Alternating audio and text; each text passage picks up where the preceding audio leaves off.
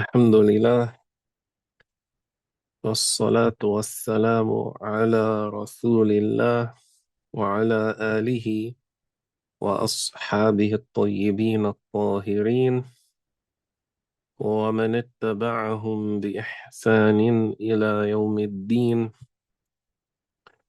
اللهم لا سهل إلا ما جعلته سهلا وأنت تجعل الحزن إذا شئت سهلا.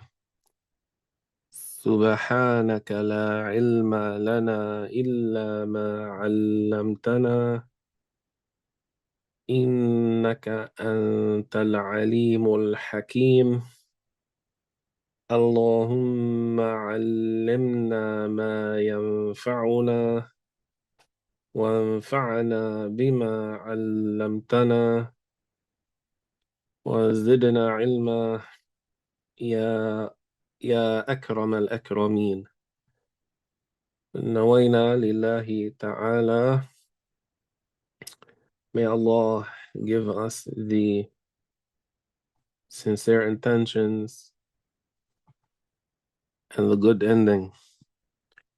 Ameen. So, inshallah, I just put a link in the chat for the PDF of the book that we're going to cover.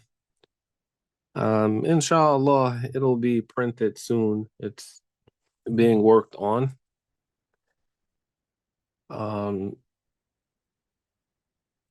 Soon.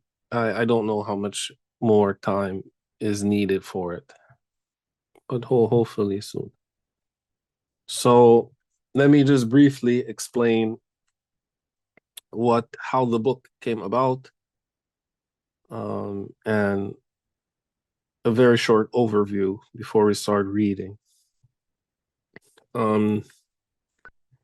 There are many ways in which the people of desires, namely the Wahhabis, attack Ahl Sunnah, attack the Ash'ariyys and the Maturidis. One of the ways is through their attempt to quote unquote rewrite history. And that works. Yani they delude people. If you don't know history, if you don't study history, they will say that the House of Saud, they didn't revolt against the Ottomans. They didn't invade al-Hijaz and kill people. Rather, they liberated the Hijaz. They liberated it. They didn't raid it. They didn't sack it. They liberated it. This is what they say. They will tell you that the people became Ash'aris or Maturidis by force. They were intimidated. They were coerced. They were pressured due to the power of the Seljuks and Nizam al-Mulk and the Ghaznawiya and the Muwahhidun and the Ottomans. They will say the people who say they are Muslim, yes, the majority of them are inclined towards the Ash'ari and the Maturidi way, but that's only because through the rulership and the suppression of Ahl Sunnah. This is what they say. They'll say that it wasn't the scholarly achievements and prowessness their strength that attracted people. It was fear of being killed. Just as modern day Persia, Iran, Iraq, the majority of the people in that area are now Shia. It wasn't always like that. How did they become Shia? How did so many of them become Shia? It is because of the Safawiyyah. What happened to the scholars? The scholars were killed. The Sunni scholars were killed. They were persecuted. They fled. And over time, once you have control, military control over a group of people, eventually ignorance will spread by suppressing the truth. You take control over the masjids. You take control over schools. As ignorance prevails, people will send their children to the schools of the people who control them, regardless of what they are inclined towards. And after some time, you'll find the majority are with those. And all of this is, while in the case of the Safawiyyah, the Shia, those 12ers, yes, that is largely the case regarding Persia and Iraq. However, for the Ash'aris, for the case of Nizam al-Mulk, for the case of the Muwahhidun and Ibn Tumart, the author of the guiding creed, al-Aqidah al-Murshidah, also known as the creed of Ibn Asakir, this is not the case. They did not force people to become Ash'aris. They didn't intimidate people to become Ash'aris. What won the people over was their knowledge and piety. So this book is a defense of the Ash'ari school. It is a defense of Muhammad ibn Tumart. It is a defense of the Muwahhidun. It is a defense of the Ghaznawiyyah and the Seljuqs. It is a defense of Nizam al-Mulk. It is a defense of Salahuddin al-Ayyubi. It is a defense of the creed of Imam Malik radiyallahu anhu. It is a defense of the Islamic West and the methodology that it was upon, and a clarification of the Murabitun and what they were in fact upon, and that they were not mushabbiha or mujassima, but rather they were Ash'aris, just as those who came after them, the Muwahhidun, were Ash'aris.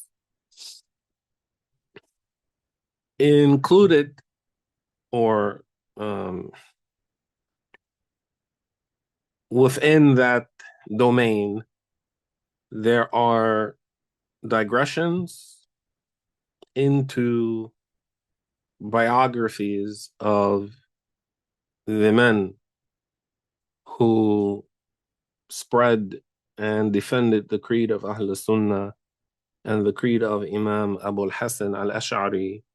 There is a lengthy biography of Imam al-Ashari, as well as many other Ash'ari scholars.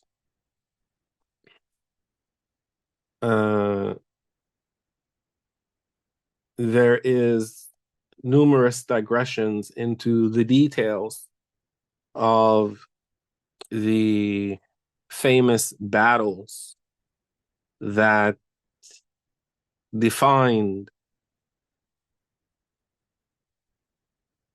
or errors and paved the way for major shifts in the politics of the Muslim Ummah, which, inshallah, we will unpack all of that. And there are many other things. Um, that is essentially the goal of the book. So it is like a history of the theology, tracing the theology, the creed of the Ash'ari madhab, while focusing on two particular centuries. And as I said, including some digressions along the way. Now, the origin of the book, so there is a base of the book, and then an expansion beyond that.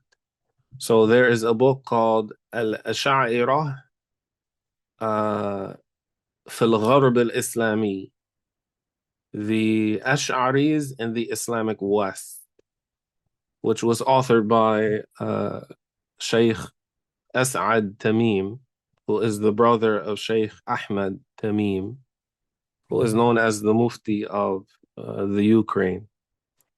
So his brother, Shaykh As'ad, he is a historian. He gave me ijaza in his book. So I took his book, and this was something that I wanted to do for a long time. And then he wrote his book. So I took his book, I translated it, and then I filled in gaps that I found in his book. I added biographies of people that he mentioned, as many as I could find. There's a small number of people my limited resources, I could not find biographies of them. But the vast majority of people who are mentioned, there's a biography for them, as well as sources and references for everything that's mentioned in the book. There's about 20 pages of references itself at the end of the second volume. So there are things taken from numerous books, primarily books of history. There is in the second volume a shift into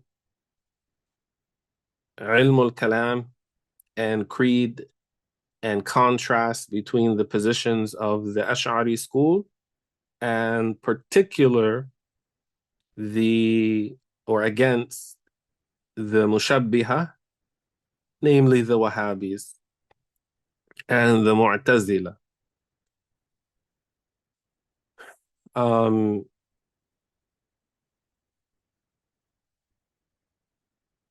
There's also an explanation of al-Aqidah al-Murshida, because there's a lot of the book dedicated to speaking about the Muwahhidun and Muhammad ibn Tumart, rahimahullah, who is the author of the guiding creed. So I thought it would be appropriate to include an explanation. I did not want to include the brilliance of the minarets, which was authored by Sheikh Samir, because people are already familiar with that. I wanted to include something different.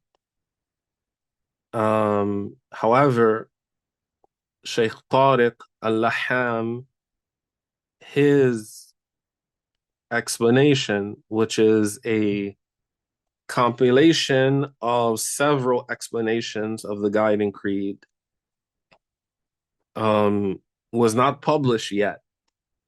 So I couldn't use his. So I used another explanation that I took directly by Talaqqi, which was authored by Sheikh Abdul Ghani and Bulusi. So his explanation of Al-Murshida is in the book itself in its entirety, in the second volume. Yes, so in brief, that's what it is. So there's a link to the first volume in the chat. So inshallah, download it, keep it, inshallah. If you want to go ahead and read through it, feel free. Make dua for the one who put it together, that Allah forgive his sins, and hopefully once it's published, you'll be able to get a physical copy. So let's start. It'll take us some time. Each volume is more than 500 pages. So it'll take us some time to go through all of it. But inshallah, we will live to see that day. Ameen wa iyyakum. Before I start, does anyone have any questions? So I'm going to read and make some notes and add some light commentary.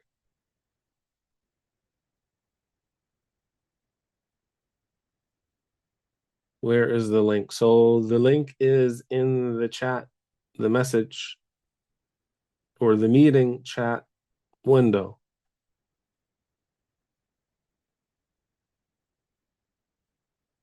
Let me paste it again.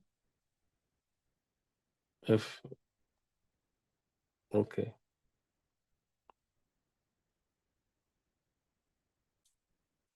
If for some reason you can't get it, you need it again, then inshallah, just send me a message and I'll try to get it to you. طيب, بسم الله الرحمن الرحيم. Introduction.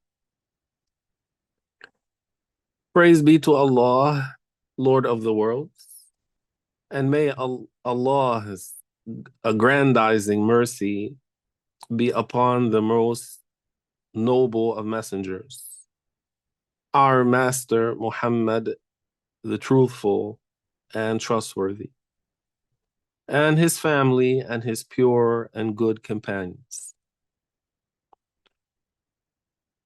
Thereafter, indeed, the observer of the history of the Islamic West, the Maghrib, in Arabic it is usually called, or al-Gharb al-Islami, which for the most part it is whatever is west of Egypt. Okay, so when asked, is there an Arabic version of the book? Sheikh As'ad Tamim's book is in Arabic. If you look, so the short answer is no. But the base of the book, the foundation of the book, originally is Arabic. And almost everything else, maybe 99% of everything else originally is in Arabic. So there are things taken from Najm al-Muhtadi wa Rajm al-Mu'tadi by Ibn al-Muallim al-Qurashi. There are things taken from Tabiyin Kadhab al-Muftari by Hafiz ibn Asakir. All of that is in Arabic, and many other things. So In the end of the second volume, the vast majority of the references are to Arabic books. So if you need something in Arabic, then just refer to the references. But this book as a whole, no, it's not in Arabic. It's in English. Yani, because the material is scattered originally in Arabic, but the audience for this book are English speakers in particular.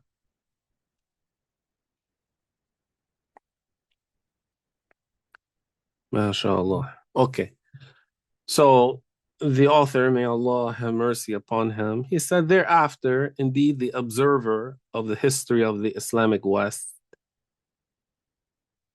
finds in it a cultural momentum of extensive activity in Islamic sciences throughout its different eras. During this activity, peerless scholars emerged in all sciences related to the religion, including creed, hadith, jurisprudence, fiqh, principles, usul, or qawaid, Quranic recitation, exegesis, tafsir, history, and the Arabic language, as well as medical sciences and other fields. And one of the fields in which the Muslims achieved high levels outside of the explicit religious fields was medicine. At a time in which the Europeans wallowed in filth, and this is one of the benefits of studying history. We look at what's going on nowadays. We look at the state of the Muslims in every country. We look at the state of the Arabs and the corruption, which is widespread. We look at the state of the Persians, who largely abandoned the Sunnah of the Prophet ﷺ and his companions. And when one looks at the current state, one cannot help but to be saddened, depressed, and that will result in a lack of perhaps optimism for the future.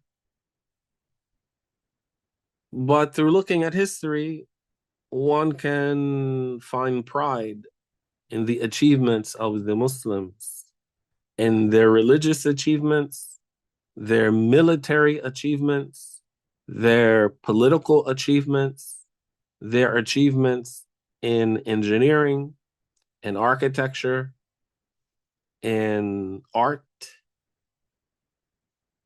and in medicine, and in other fields. And this would hopefully inspire the person to put effort to once again put the Muslims in specifically or particularly Ahl Sunnah, put them in a position to achieve such greatness again.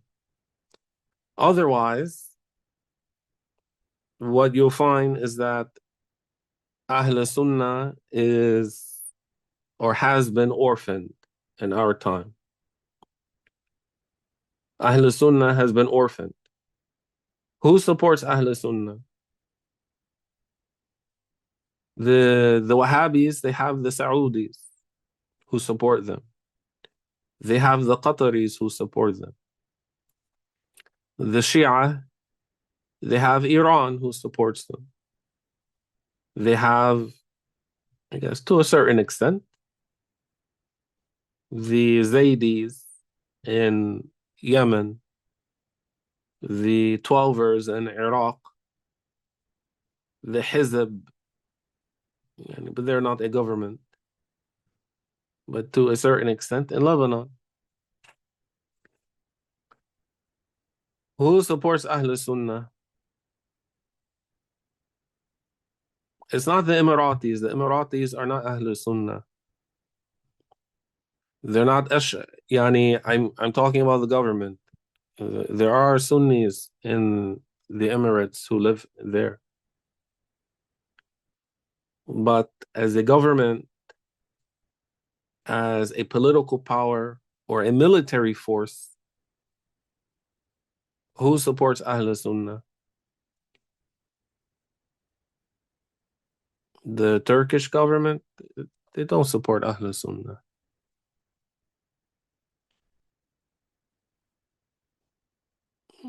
The Pakistani government, they don't support Ahl Sunnah either. Who supports them? We're orphaned. We're orphaned. There's no one to support us.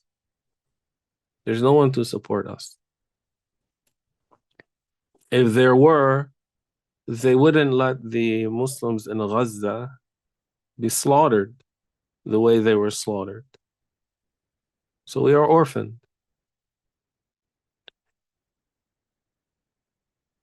The creed that spread was indeed the creed of the nation's ummahs, predecessors, and the Salaf, from among the companions and their followers, whose scholars work to defend it, and they defend the creed, and protect its foundation from all distortion, and to teach it to children and raise them upon it, and to ensure that society would be illuminated by its narrators. The reality is, any apparent achievements without the correct creed is for naught. Is for naught. And if you look at the achievements of the Muslim Ummah, no group of people achieved except that they were Ahl Sunnah. If you look closely, no group of people achieved except that they were Ahl Sunnah.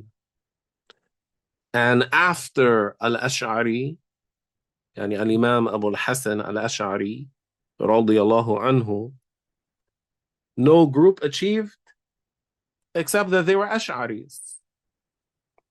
يعني meaning Ash'ari and Maturidi.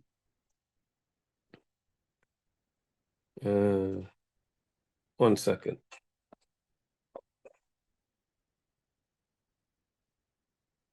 I just want to put my phone on silent.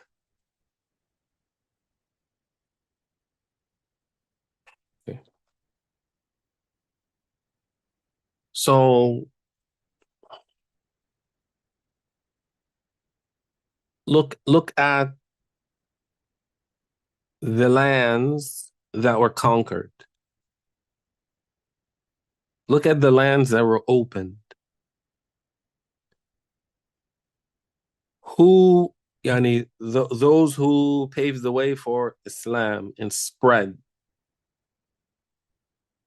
and the Muslim population became numerous, not like a spattering in an outpost. America has not been opened by Muslims. The number of Muslims in America is relatively small.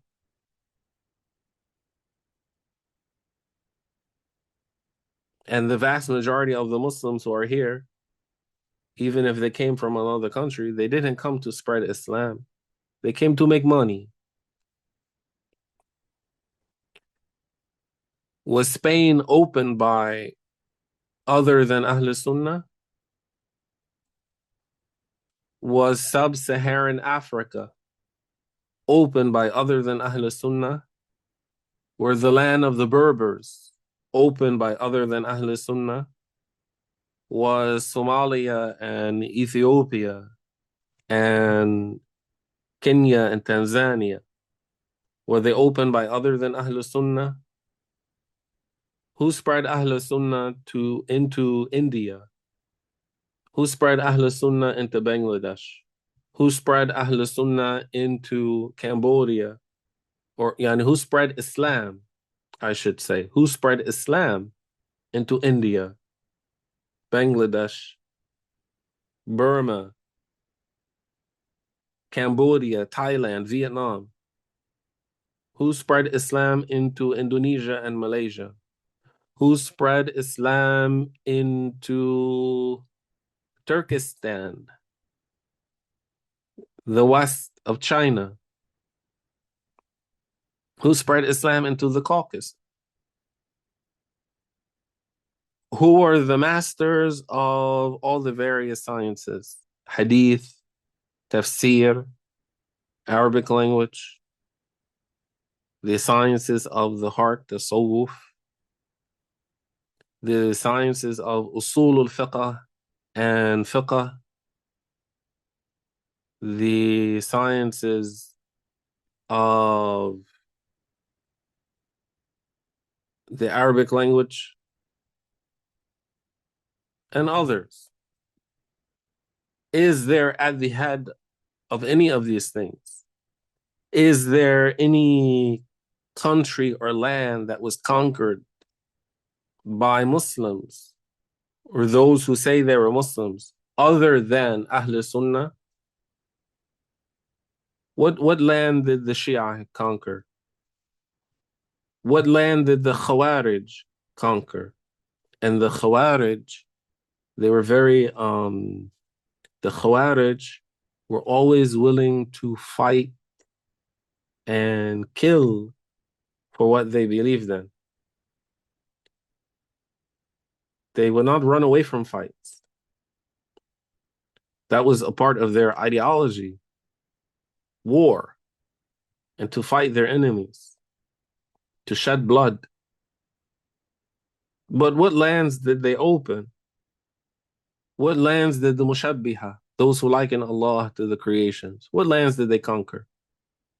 The only thing they did was they fought Muslims, and they accused Muslims of being kuffar, and they conquered them. What Hindu land did they conquer? What Buddhist land did they conquer? What Christian land did they conquer? They have nothing. They have nothing. All the achievements of this ummah belongs to Ahl Sunnah. All of them. They belong to Ahl Sunnah. As evidence, through reasoning and investigation, this doctoral direction, doctrine means creed, Aqidah, is derived from the creed of Malik ibn Anas, radiyallahu anhu. May Allah raise his rank. I did not include a biography of Imam Malik radiyallahu anhu because his biography is well known and lengthy. So my focus generally was to include biographical notes of those we do not hear about often.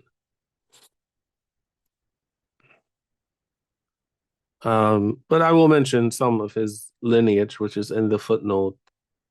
So he is Malik ibn Anas, ibn Abi Amir, ibn al-Harith, or ibn al-Harith, ibn Ghamyan, ibn Hanbal, ibn Amr, ibn al-Harith, al-Asbahi al-Madani. the Imam of Darul Hijrah. He was born in the year 75 after al-Hijrah, which is approximately 694 CE, and he died in the year 179 after al-Hijrah, which is approximately 795 CE.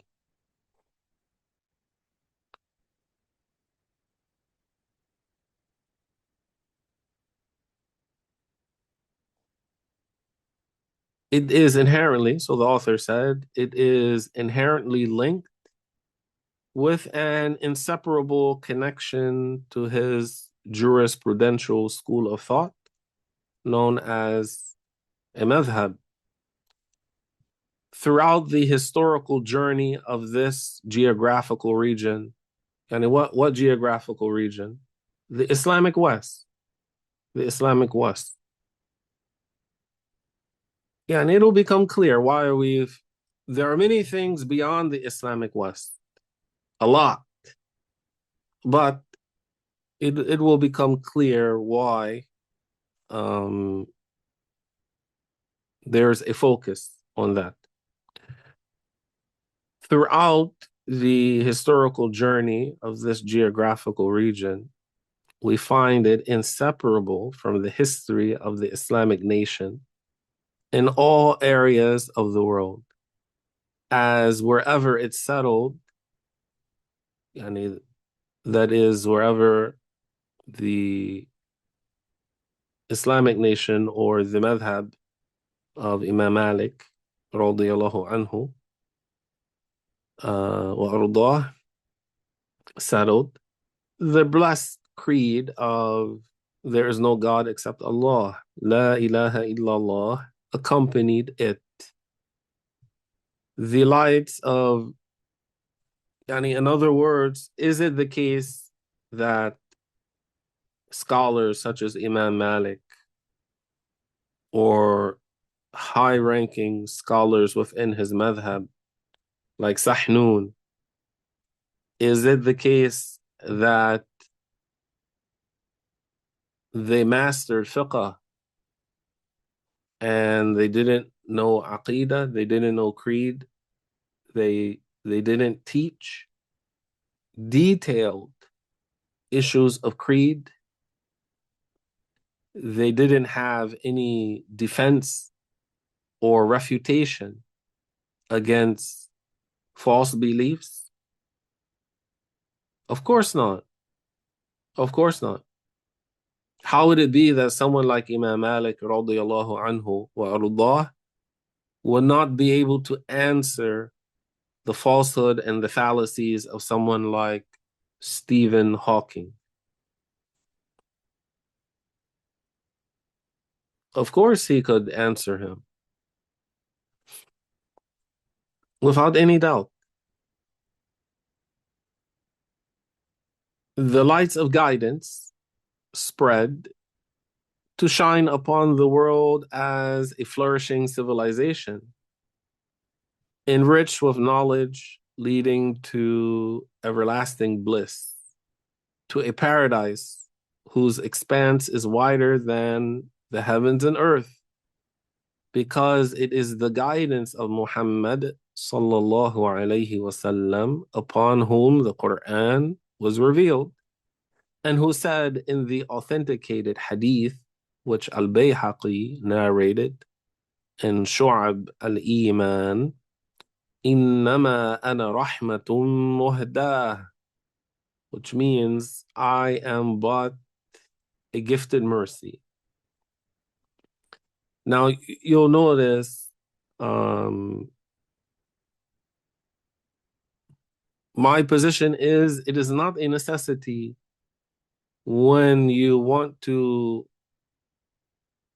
give an Arabic text, then a translation, that you have to say that which means, or that means, or it means. Rather, it is understood. Some people, they insist to put that which means, or this means, or that means. I'm I'm not convinced that that is a necessity. So generally, I don't put it. Generally. Therefore, the author says the creed of Allah's Messenger Muhammad sallallahu alayhi wasallam must be preserved in the hearts of our generations throughout all eras and times, as it is the path leading to the gardens of bliss, a creed of moderation and balance that contains neither excess nor negligence.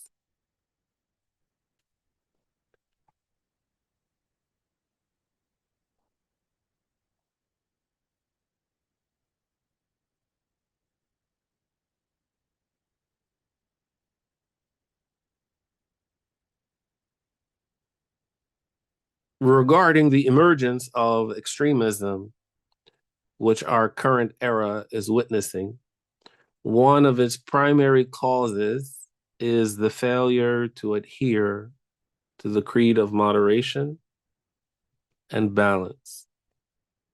And the creed of Ahl Sunnah. This is a notable matter that Islamic scholars have discussed both historically and in the present. Because when deviation spreads in the name of religion and its effects and disadvantages appear in many countries as terrorism, oppression, and killing,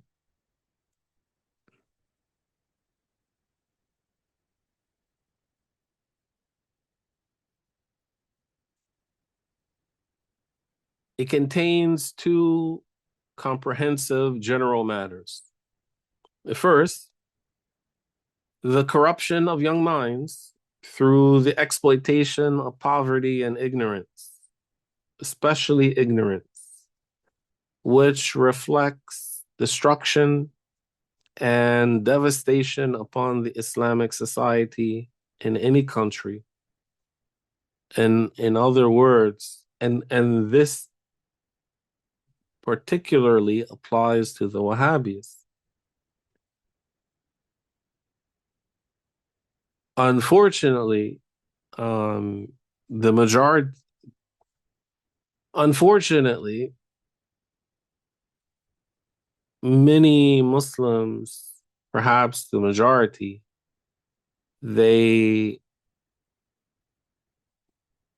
have become absent-minded about the dangers of the Wahhabis.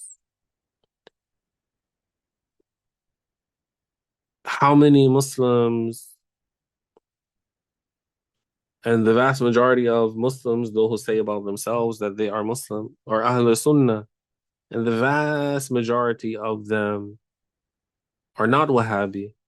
They are Sunni, they are Ash'ari, they are Maturidi. In creed, their beliefs is the belief of the Ash'aris and the Maturidis, not the Wahhabi beliefs. And despite being outnumbered, when they gather in the millions during the season of Hajj, why don't they just take it over? Why don't they take back Mecca and Medina? Why, okay, even if you say, okay, that will require violence. And the people don't have a leader.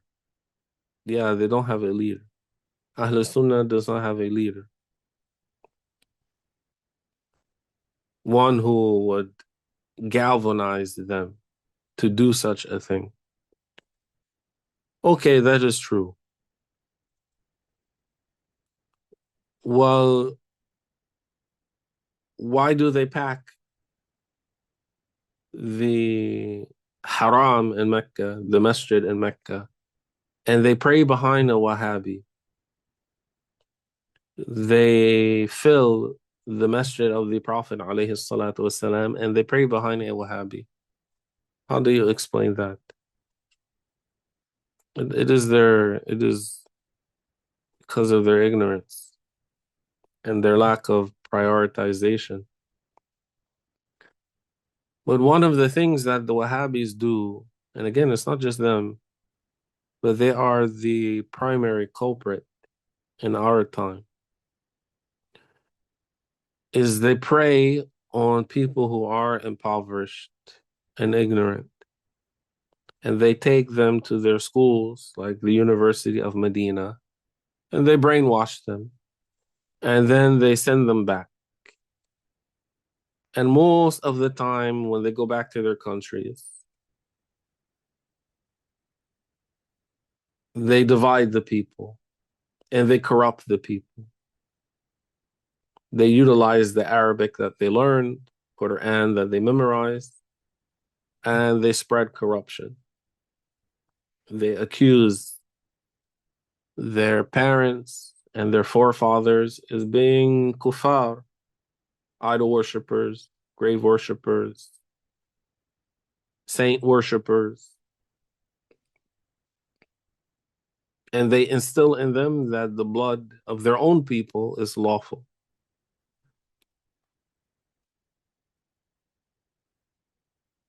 So they forget all about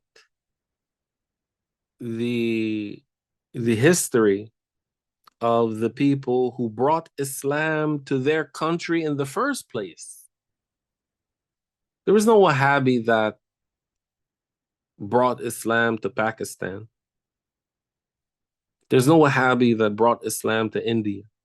There's no Wahhabi that brought Islam to Nigeria. There's no Wahhabi that brought Islam to Zanzibar. There's no Wahhabi that brought Islam to Indonesia or Malaysia. Islam was brought to those places by pious people, awliya, scholars, Ash'ari scholars, Maturidi scholars, Malikiyy scholars, Hanafi scholars, Shafi'i scholars. Not people like Wahhabis. The second, so the author says, the second, the distortion of Islam's and Muslims' reputation in all regions of the world, which has negative repercussions on Muslims' relationships with others in non-Islamic countries. So these people who are extremists, they go, they blow things up, and then all of the Muslims get blamed. All of the Muslims get blamed. When people think of Sunni, they think of these extremists. And now, for different reasons, people are thinking, in the West, in non-Muslim countries, when they think of Shia, they are thinking, they use the term extremists. Before they were targeting the Shia, they were targeting the Sunnis. And now that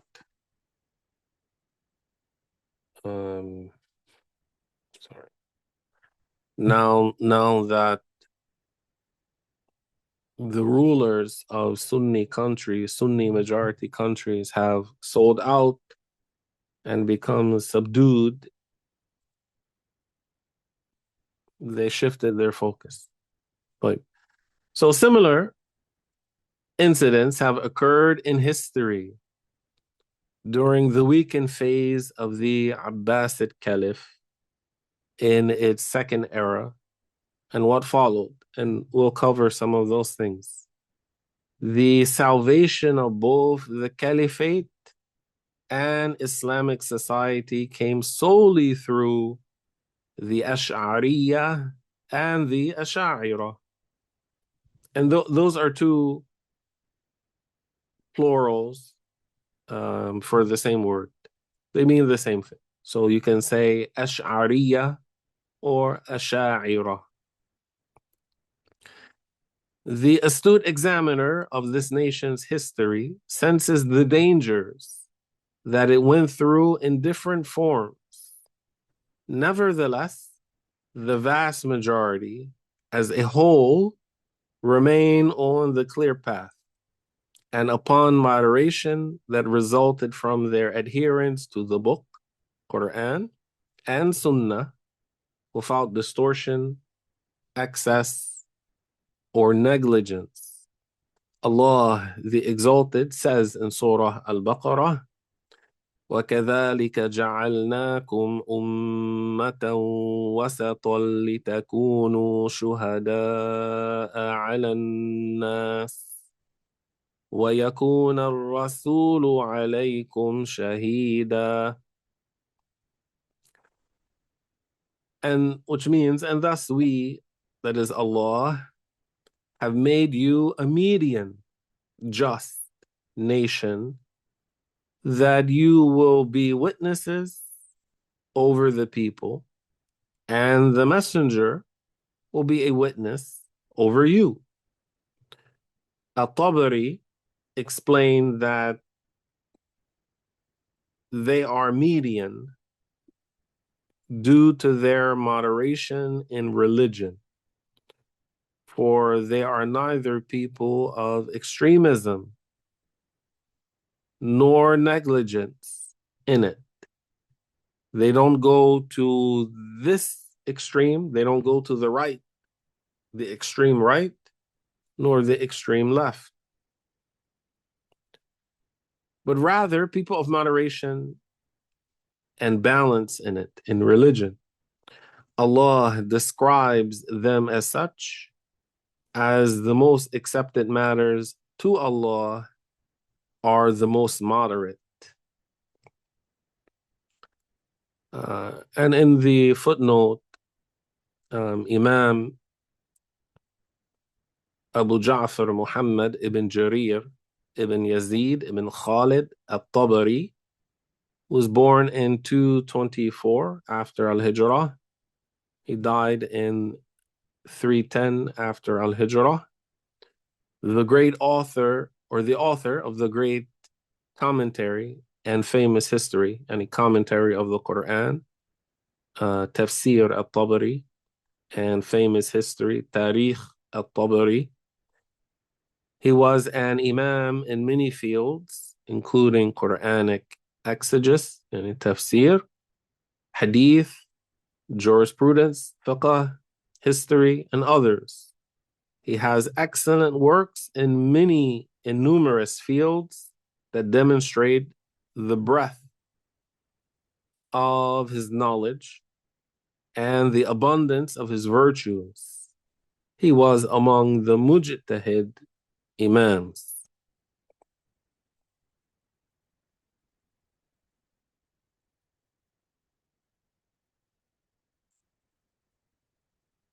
So the author says, so its vast majority, the majority of the ummah, distinguished itself from those who deviated, fell short, and went to excess, which took them out of moderation and balance and caused them to fall into the quagmires and the swamps of extremism that appeared in the nation's history.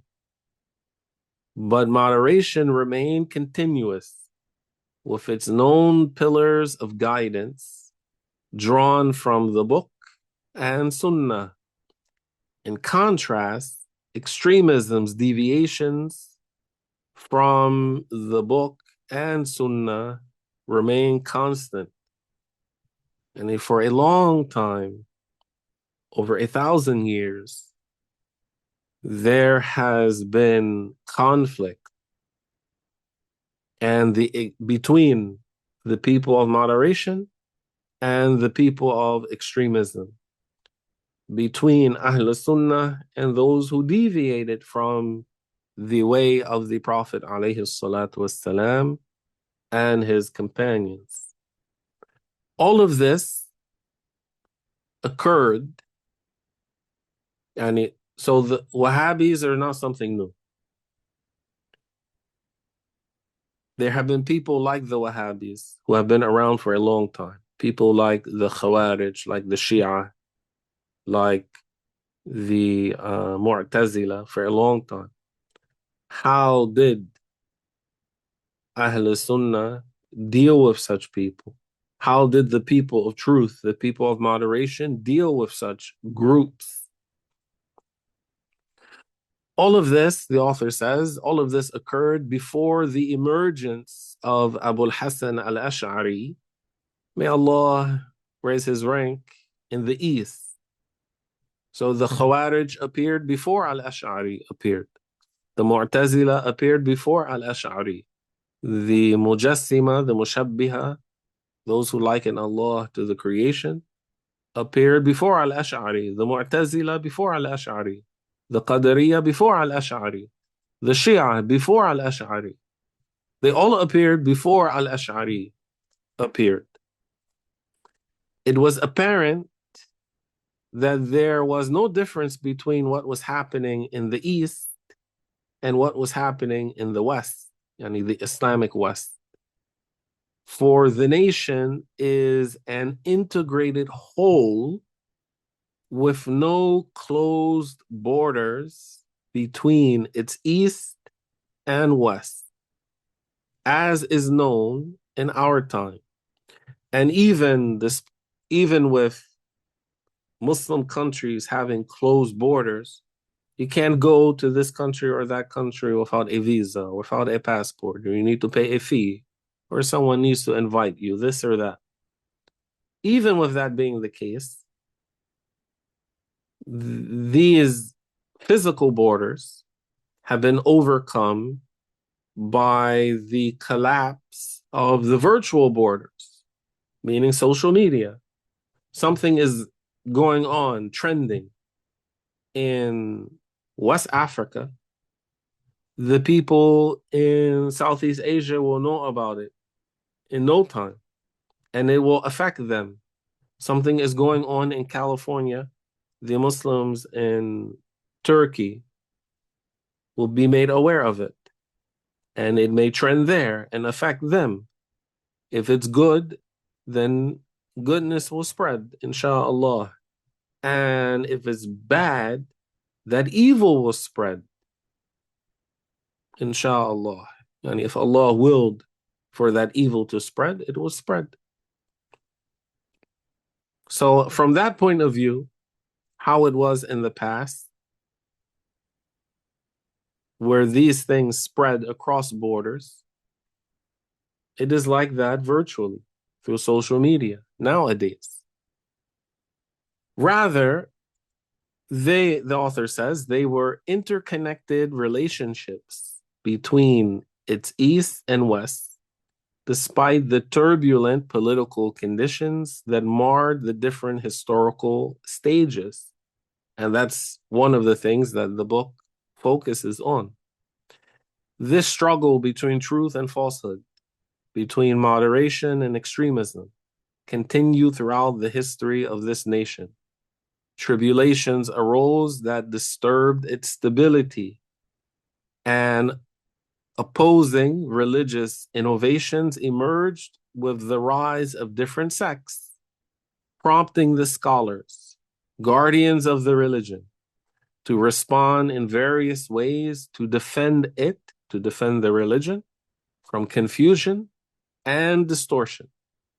Amid this struggle was the emergence of al-Hasan al-Ash'ari as an illuminating beacon around which the people of Hadith and Islamic scholars gathered to adopt his method in defending the creed of the nation's predecessors, Salaf, the creed of Allah's Messenger Muhammad sallallahu alayhi wasallam, his companions and followers, and the Imams of the four schools of Ahl Sunnah wal Jama'ah, Abu Hanifa, Malik, al-Shafi'i, and Ahmad, radiyallahu anhum ajma'in.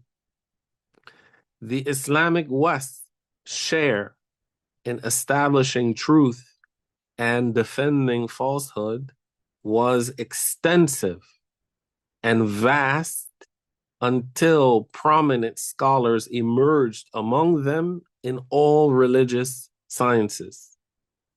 This book primarily relates to the events of the 5th and the 6th centuries after al-Hijrah, which is the 11th and the 12th centuries CE, due to the many advantages that emerged in the Islamic worlds, East and West. So it would be nice to maybe have a third volume that goes beyond that period and then into the time of the Ottomans, for example. But as you will see, covering those 2 centuries is enough to clarify what Ahl Sunnah is, who are the Ashaʿirah, and how they are the ones who defended the religion. In the East, a growing Sunni force emerged in the form of the Seljuk tribes of the Turkish Uyghurs who migrated from Central Asia to Khorasan and Anatolia, driven by a passion for jihad and a desire to defend the frontiers. They fought the Byzantines and expanded into territories under their control, then supported the Abbasid Caliphate after it had nearly vanished due to Banu Buyids, the Batiniyah, the Qaramita, and others. Let me finish the paragraph and then I'll go to the footnote. There are a lot of footnotes in this book. If you just read the footnotes, it's as if there's a book within the book. If you just read footnotes.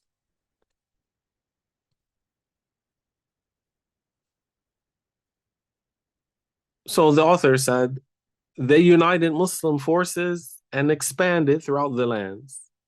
Then followed the Nurid, and Ayyubid states, which completed the work by gaining control over Egypt and expelling the Ubaydiyun, or the Ubaydiyun from it. They had previously controlled all of the Arabian Peninsula and the Levant, except for the Crusader pockets, which were gradually eliminated. Now, as for in the footnote, the Qaramita, the scholars differed about the origin of this group. Some said it was started in the year 278 after al-Hijrah by a man named Hamdan ibn al-Ash'ath in Kufa. They believe that Ahmad ibn Muhammad ibn al-Hanafiyyah was a prophet. In the year 317 after al-Hijrah, the Qaramita, led by Abu Tahir Sulaiman ibn Abi Sa'id al-Jannabi, la'natullahi alayhi, invaded Mecca before the start of the Hajj and massacred a large number of people. They killed many inside the Haram, and they even killed people hiding inside the Kaaba. They filled the well of Zamzam with dead bodies and buried the rest inside the masjid. They also stole the black stone.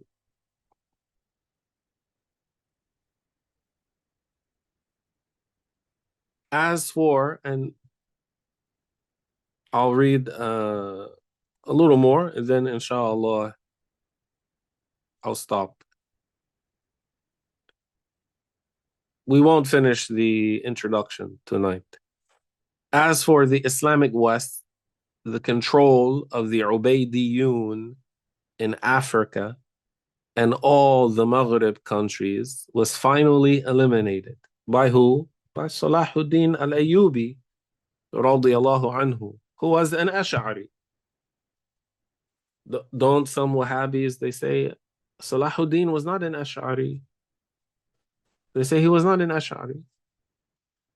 So if you don't know history, you don't know his biography, you don't know who filled his army, who did he learn from, who did he bring to teach his children, what was written about him, who were the top scholars at that time, how can you defend the Ash'ariism, the Ash'ariyyah of Salahuddin? You need to know history. You need to know history.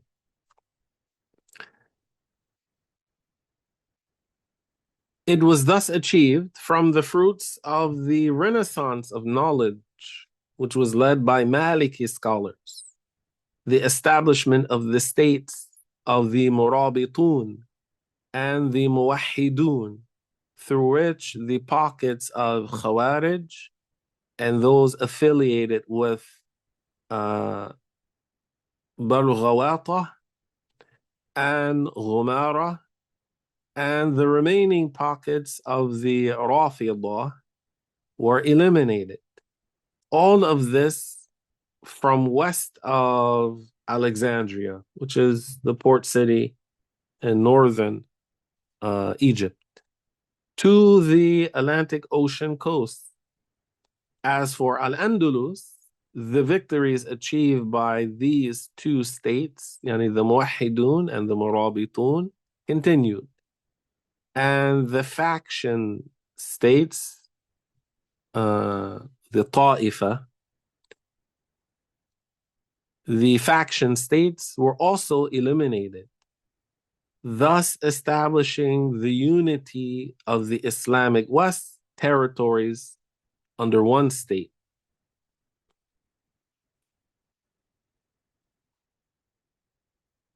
All of this was accomplished through the spread of the scholarly renaissance of scholars in both East and West, who saw in the Ash'ari creed a way to preserve the generations, such that before the end of the 6th century after al-Hijrah, the 12th century CE, the great victory of this creed prevailed.